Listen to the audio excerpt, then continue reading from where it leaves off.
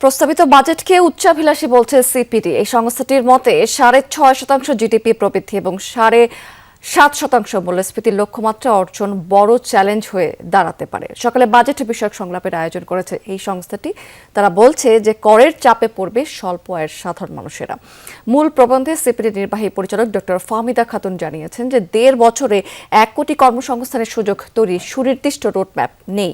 Budget বাস্তবায়নে প্রাতিষ্ঠানিক সক্ষমতা নিশ্চিত করার সুপারিশ করেছে এই সময় সিপিডি। খাদ্য নিরাপত্তা বজায় রাখতে কৃষি খাতে বরাদ্দের হার বৃদ্ধি এবং প্রকল্পের সময় এবং ব্যয় বৃদ্ধি রোধে নজরদারি পরামর্শ দেওয়া হয়েছে। করের পরিধি বাড়াতে এনবিআর এবং এনআইডি ডাটাবেজের মাধ্যমে সমন্বয় করার উপর গুরুত্ব আরোপ করেছেন ডক্টর ফাহমিদা।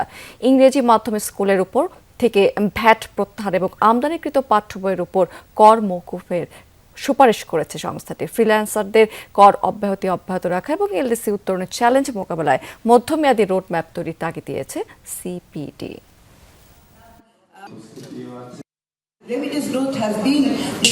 বিনিয়োগের হার বর্তমানে কিছুটা বাড়লেও কাঙ্ক্ষিত প্রবৃদ্ধি অর্জন করা বেশ কঠিন হতে পারে।